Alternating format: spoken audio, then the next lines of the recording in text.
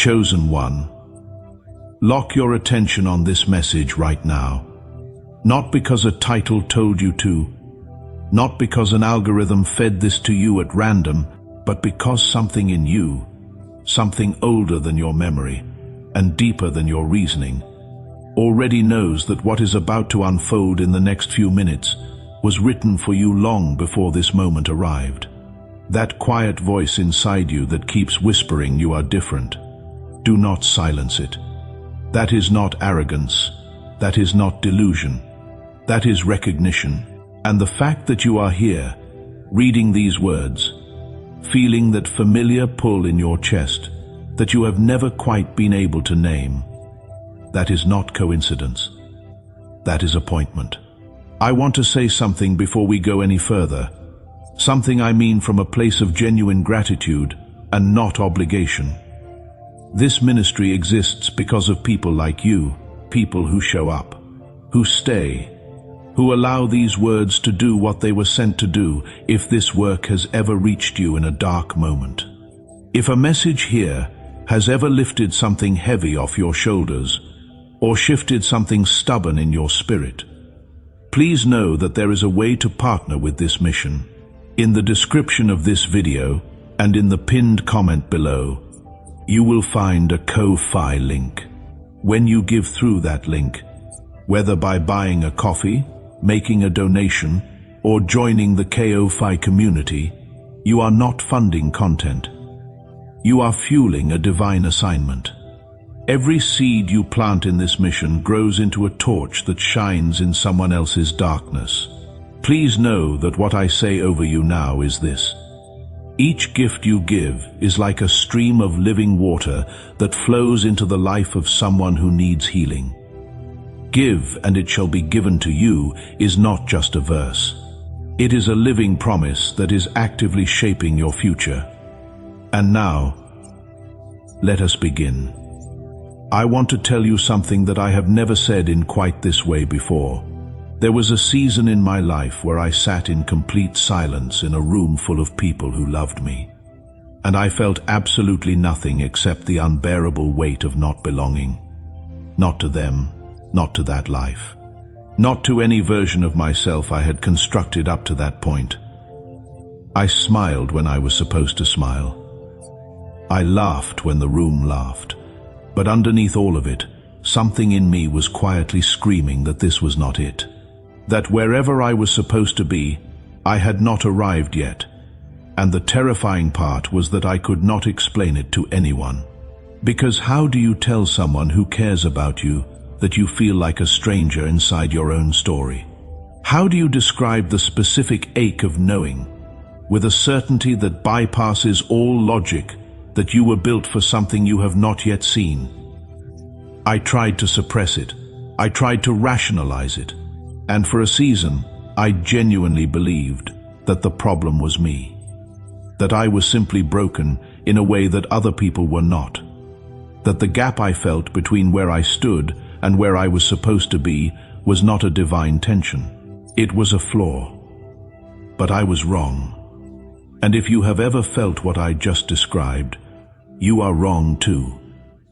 Because what I thought was a wound was actually a womb. And what I am about to show you will change the way you read every single season of your life that never made sense. Stay with me through every second of this message, because I am going to do 4 things for you today. First, I am going to confirm what your spirit has already suspected about who you are. Second, I am going to give you the spiritual framework that explains every chapter of your life that felt like a mistake. Third, I am going to walk you through the specific internal shift that unlocks what has been dormant inside you. And fourth, I am going to hand you a declaration at the end of this message that does not just describe your destiny. It activates it. Do not leave before we get there. Because everything builds to that moment, and your future self is standing on the other side of it waiting for you to arrive. Let me ask you something, and I want you to sit with this question honestly, without reaching for the comfortable answer. Have you ever walked into a room, looked around, and felt a quiet but unmistakable sense that you were watching a scene you were not written into. Not because you were better than anyone there, not because you were above the conversation, but because something inside you, something older and quieter and more certain than your conscious mind, registered a subtle wrongness. Like wearing someone else's clothes, like reading from a script that was not yours. You could not name it then. Maybe you still cannot. But it has followed you across multiple chapters of your life. It followed you through relationships that felt too small, through careers that felt like slow suffocation, through versions of yourself you built to make other people comfortable, only to lie awake at night feeling like a fraud wearing your own face. And in that private silence, the enemy has been speaking. I want you to understand something about how spiritual opposition works, because this is not abstract theology. This is happening to you in real time. The enemy does not waste resources on people who pose no threat. He does not assign sustained, targeted opposition to lives that are heading nowhere significant. The level and the consistency of the warfare you have experienced is not evidence that you are losing. It is evidence that what you carry is worth fighting over. He has seen the assignment on your life. He has read the verdict that was written over you before you were formed. And his entire strategy has been to get you to interpret the signs of your designation as symptoms of your deficiency. Think about the specific lies he has been feeding you. That the reason you feel different is because something is wrong with you. That the rooms that could not hold you rejected you because you were lacking. That the relationships that fell away left because you were too much or not enough. That the seasons of isolation were punishment. That the confusion was proof of a wrong turn. Every single one of those interpretations is a counterfeit. A forgery designed to look exactly like truth so that you would accept it without questioning the source. Here is what Jeremiah 1-5 actually says about this moment. Before I formed you in the womb, I knew you. Before you were born, I set you apart. I appointed you as a prophet to the nations. Read that slowly. Before you were formed, before you had a history, before you had a track record of successes and failures for anyone to evaluate you by, God already knew you, already separated you, already looked across the full landscape of human existence and made a specific, intentional, irreversible decision about your life. The word set apart in that passage is not a gentle suggestion, it is a legal declaration. It carries the weight of divine verdict. It means that your designation was sealed before your story began. And here is the theological reality that changes everything. The enemy cannot appeal a verdict that was issued before you had a past. He cannot use your history to overturn a decision that preceded it. You are not different because you are broken. You are different because you are designated. And those are not the same thing. They have never been the same thing. Now I need you to go deeper with me here, because the word designated is one of those words that sounds encouraging in the moment, but can be reduced to decoration if we do not wrestle with what it actually demands. Most people hear chosen and their minds immediately leap to the visible outcome. The crown, the platform, the recognition. The moment when everyone finally sees what you always knew was there. And in doing so, they skip completely over the thing that makes the crown possible. They want the palace without understanding the pit. They want the throne without surviving the process that qualifies them to sit on it. They want the promise without the wilderness that prepares them to carry it. But you are not most people. I know that because of where you are right now. Most people click away the moment a message requires something from them. You are still here, and that staying is itself a form of evidence. Because the ones who are truly designated have always been the ones who could not walk away from the thing that was calling to them. even when they could not fully explain what it was. Let me show you something about Joseph. Not the cleaned-up children's ministry version of Joseph where everything moves quickly from the pit to the palace, and the suffering is a brief narrative inconvenience between the setup and the resolution. I want to show you the actual Joseph, the one who sat in a cistern listening to his own brothers negotiate the price of his life, the one who arrived in Egypt not as an honored guest but as property, the one who served faithfully in Potiphar's house only to be falsely accused and imprisoned for a crime he did not commit, the one who interpreted a dream correctly for a fellow prisoner and was then forgotten for 2 full years while that prisoner walked free and went on with his life. 2 years, that is not a brief inconvenience. That is 730 days of a prison cell, while the promise of your destiny echoes in the distance and nothing moves. 730 mornings of waking up to the same walls, wondering if what you believed about yourself was ever real. And here is what the scripture is careful not to gloss over. Joseph did not know how the story ended. He did not have access to the chapter we read. He was not sitting in that prison cell with a copy of Genesis 41 on his lap, comforting himself with the knowledge that Pharaoh's dream was 2 years away, and everything would resolve beautifully by the end of the chapter. He was sitting in the dark, holding the promise, refusing to let go of something he could not yet see.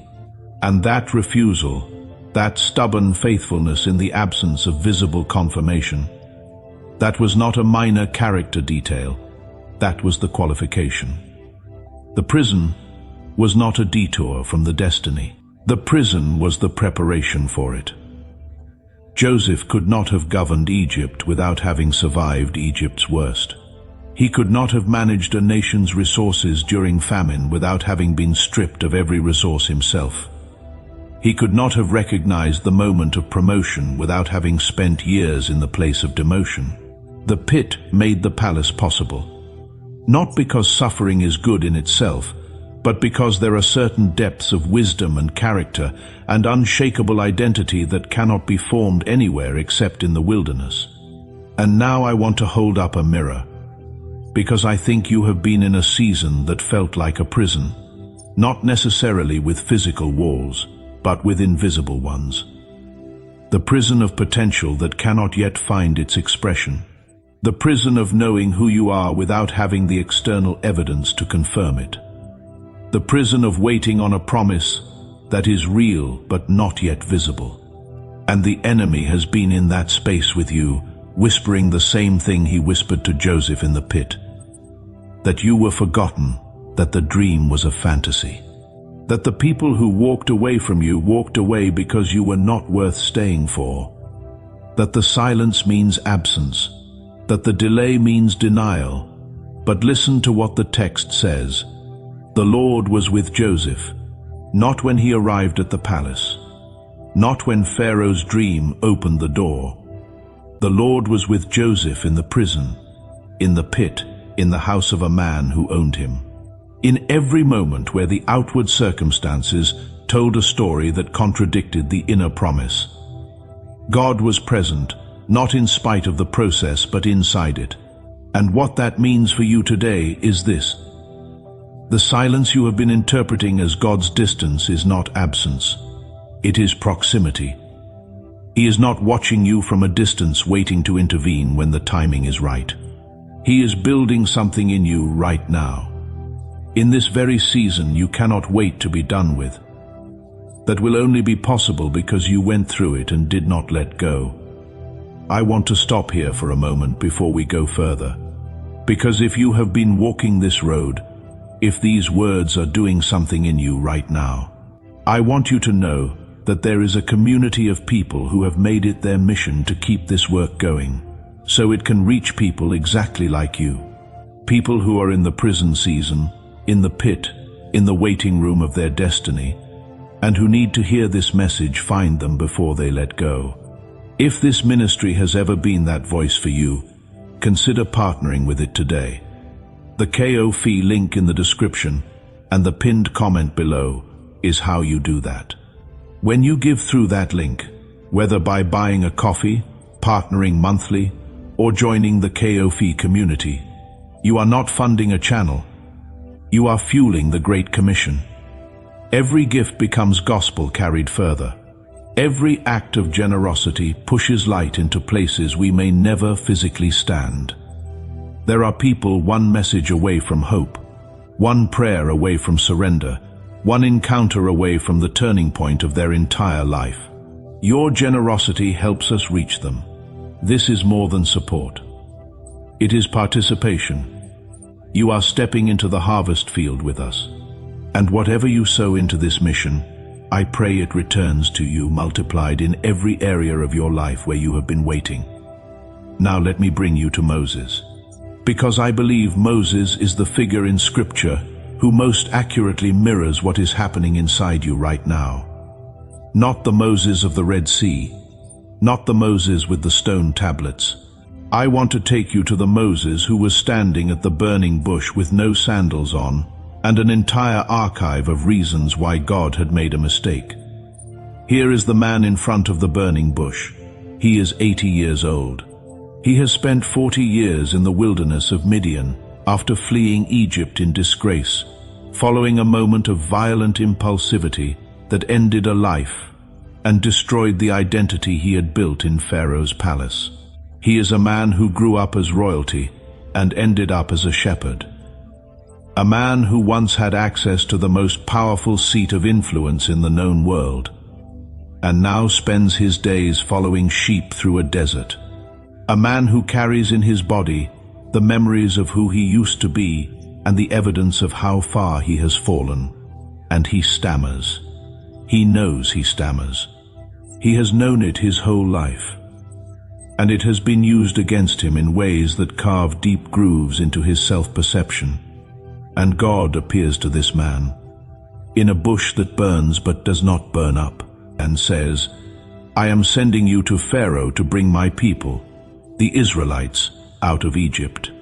And Moses, standing on holy ground, in the literal presence of the living God, with the divine voice of the I am speaking directly into his ears, says, Who am I that I should go? I am slow of speech and slow of tongue. Who am I to stand before a king? Who am I to lead a nation? Who am I? I need you to feel the weight of that question, because I suspect it is a question you have asked yourself more than once in the quiet of your own mind. Not necessarily in those words, but in its variations. Why would I be the one? What do I have to offer? Look at my history. Look at what I have done, and what I have failed to do, and what was done to me, and the years I have lost, and the opportunities I wasted, and the person I became when nobody was watching. Who am I? And the answer God gives Moses does not engage with a single one of his objections, not one. God does not say, Actually, Moses, you are a very gifted speaker, and I think you have been underestimating yourself. He does not build a case for Moses' qualifications or coach him through his insecurities. He says, I am who I am. And then he says, I will be with you. God's response to the question of who am I is not an argument about Moses. It is a declaration about God. And this is the paradigm shift that changes everything. Your designation is not contingent on your sum. It was never contingent on your sum. It is contingent on the nature and the faithfulness and the unchanging character of the one who designated you. The question is not whether you are capable. The question is whether you are willing to carry the presence of the one who is. Moses was not sent to Egypt because he was the most eloquent man in the wilderness. He was sent because God chose to move through a willing vessel, a broken vessel, a vessel that had every reason to disqualify itself, and was chosen anyway. And because of that choosing, the most powerful empire in the ancient world was brought to its knees by a man who could not stop stuttering. What does your stutter look like? What is the specific inventory of limitations you have been presenting to God as your reason for being the wrong candidate? Because I want to tell you what heaven sees when you offer up that list. Not the list itself, not the items on it, not the failures and the fears and the gaps and the grief. Heaven looks past every single one of those things directly to the designation it placed inside you before you had a history to apologize for. God is not moved by your disqualifications. He authored the assignment before they existed. For too long, you have been building a case for why you are not ready. And all the while, heaven has been looking past every exhibit in your case file, past every piece of evidence you have gathered against yourself, directly to the eternal and unchangeable verdict it wrote over you. The question is not whether God sees you. He sees you more clearly and more lovingly than you have ever been seen by any human being in your life. The question is whether you are finally ready to see yourself the way He sees you, whether you are prepared to lay down the distorted self-perception you have been living from and step into the identity that was decided over you before you took your first breath. Because here is what I have come to understand about the threshold moment. The moment everything shifts. It is not a feeling. It is not a sign. It is not an external confirmation from another human being that finally validates what you have been carrying. The threshold is the moment you stop arguing with heaven about your own worth. It is the moment the internal debate goes quiet. It is the moment you stop presenting your limitations as evidence and start receiving the verdict as truth. It is the moment you say, not as a performance, not as a motivational exercise, but as a genuine, irreversible agreement with the God who formed you. Yes, I am who you say I am. That agreement is not a small thing. I want to be honest with you about that. Because agreeing with heaven about your identity means disagreeing with every story you have been telling yourself for years. It means letting a version of yourself die. The version that was built in the shadow of rejection. The version that was assembled from other people's opinions and the conclusions you drew from the rooms that could not hold you. The version that learned to make itself small to survive. That version has been with you for a long time. It feels familiar. It feels safe in the way that cages feel safe to birds that have forgotten they have wings. But it is not who you are. It has never been who you are. And the invitation that is being extended to you in this moment is the most significant invitation you will receive today. It is the invitation to release the smaller story and inhabit the true one. To stop surviving inside the identity that was built by your experiences and to start standing in the identity that was written by your Creator. Not because your experiences do not matter. They matter enormously. Every wilderness, every prison, every room that felt wrong, every relationship that fell away, every season of silence, every moment of confusion and isolation and waiting, all of it is part of the formation. All of it contributed to the depth of the vessel that will be needed to carry what is coming. You are not behind. You are being finished. And now I want to speak specifically to the part of you that has been quietly grieving a timeline. Because I know that one of the most painful dimensions of walking in a designation that has not yet fully manifested is the experience of watching the clock, of looking at the people around you and measuring your progress against theirs, of feeling like everyone else received instructions that you somehow missed, of wondering if the promise was real or if you manufactured it out of longing. I want to address this directly because the enemy weaponizes timelines more effectively than almost anything else. Abraham was 75 when God first called him to leave everything he knew without a specific destination. He was 100 when the promised son arrived, 25 years between the promise and its fulfillment. 2.5 decades of living between what was declared and what was delivered. And during those decades he stumbled. He made decisions rooted in fear rather than faith. He tried to assist the fulfillment of the promise through human strategy when the waiting became unbearable.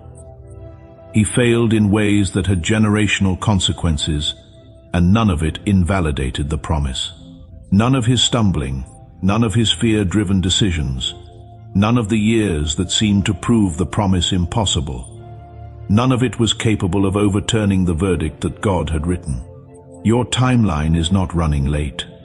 You are not behind. The story is not over. And the delay you have been interpreting as denial is actually the hand of the divine orchestrating the convergence of every element necessary for the promise to be fulfilled in a way that lasts. Because here is what Abraham's story teaches us about divine timing. God does not just care about getting you to the destination. He cares about the kind of person who arrives there. And becoming the kind of person who can steward the thing that is coming takes exactly as long as it takes. Not a day more, not a day less. And I want to say this carefully but clearly. There are things being worked out on your behalf right now that are invisible to you. Conversations being had, doors being positioned, people being moved into alignment, resources being redirected. The preparation is not only happening in you, it is happening around you. And the reason it has taken this long is not because you have been forgotten or abandoned. It is because the scope of what is coming required this level of preparation. The palace required all of the pit. The promise required every single day of the process. I also want to address something that does not get talked about enough in conversations like this one. The weight of being the one in your family, in your circle, in your generation who carries this kind of awareness. Because it is not glamorous. The people around you may not understand why you do not just settle, why you cannot just choose the comfortable option and move on, why you keep holding on to something that has no visible evidence yet. And there will be moments, perhaps there have already been many of them, where you questioned whether their confusion was actually wisdom, whether the people who had settled were actually the ones who had figured something out that you were missing, whether the discontent you carried was not a gift but a sickness. It was not a sickness. It is never a sickness.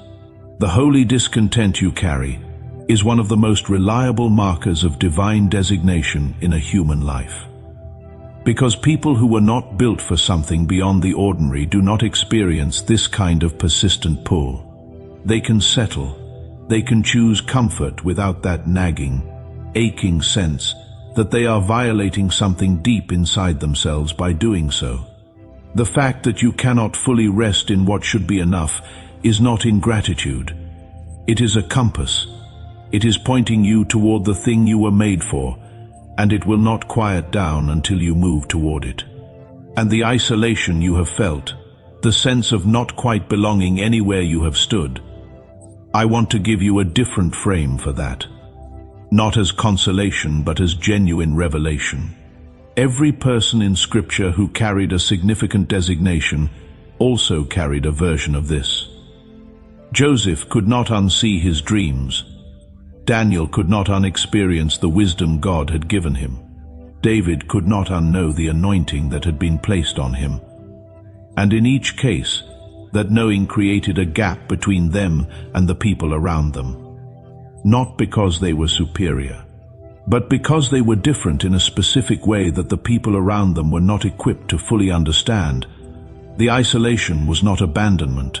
It was architecture. It was the intentional construction of an interior life that could sustain the exterior assignment. You cannot build depth in a crowd. You cannot develop the roots required for what you are called to carry while surrounded by the noise of constant belonging. The silence built you, the waiting formed you.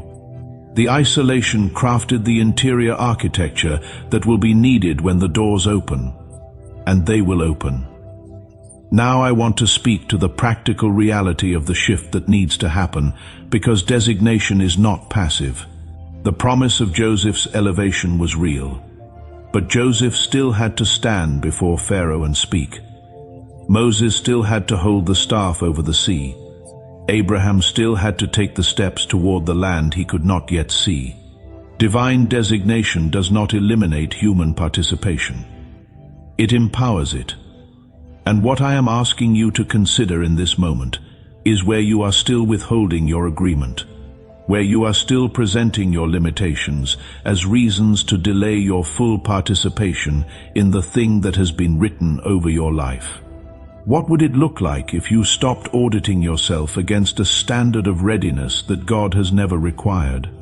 What if the waiting was over, not because everything has changed in your external circumstances, but because something has finally shifted in your internal agreement? What if the breakthrough you have been asking God to initiate is actually waiting on an agreement that only you can give? This is the threshold I mentioned earlier, and it is not dramatic. It does not always come with a feeling. Sometimes it is simply a quiet, determined decision. A laying down of the smaller story, a picking up of the true name, a moment of saying, not as a cry of desperation, but as a declaration of identity, I agree. I agree with what was decided before I was formed. I agree with the verdict that was written before I had a history. I agree that what was placed inside me is real, that the calling is real, that the promise is real, that the process was not punishment, but preparation. And I step into that agreement today. Not because I feel ready, but because readiness was never the requirement. Willingness was. There is someone watching this message right now who has been standing at the edge of that agreement for months, maybe years. Someone who knows the truth in their spirit, but has been waiting for an emotional confirmation that never arrives before they commit to stepping forward. I want to say directly to that person, the feeling is not coming before the step. The step produces the feeling. Faith has always worked in that order. You move first, the confirmation follows. You agree first, the evidence appears. You act first, the resources align. This is the pattern of every person in Scripture who walked in a significant designation. And it is the pattern for you today. Place your hand on your chest right now. Feel that rhythm. That is not just biology. That is the evidence that the one who designed you has not stopped investing in you. Every heartbeat is an act of divine faithfulness. And from that place, I want to invite you to speak these words, not as a performance, not as a ritual, but as a genuine, conscious, irreversible agreement with the verdict that was written over your life before time began. Speak them with the understanding that declaration is not just language, it is spiritual alignment. It is the moment your voice agrees with what heaven has already decided. I want to close by saying something directly to you. The person on the other side of this message, thank you for staying. Thank you for not clicking away when it would have been easier to. Thank you for letting these words do what they were sent to do. I do not take lightly the fact that you gave your time and your attention to this. I know what is competing for both of those things in your life. If this message confirmed something your spirit already knew, if it named something that has been living inside you without words, I want to ask you to do 3 things. First, leave a comment below. Tell me what broke open in you while you were watching. Tell me what phrase landed. Tell me what question you have been carrying that this message began to answer. I read every single comment, not because it is part of a content strategy, but because your story matters, and the community that gathers here is made up of people walking the same road you are walking. You are not alone in this. You have never been alone in this. And if you have not yet subscribed, do it now. Because what we are building here is not a channel. It is a gathering place for people who carry something they cannot fully explain yet. People who feel different, not because they are broken, but because they are designated. And there is more coming, more messages, more revelations. More of these moments where the word finds you exactly where you are. Do not miss what is ahead. You are not stumbling through a random feed. You are standing at a threshold, and the door on the other side of this moment is open. Walk through it. Your future self has been waiting for you to arrive.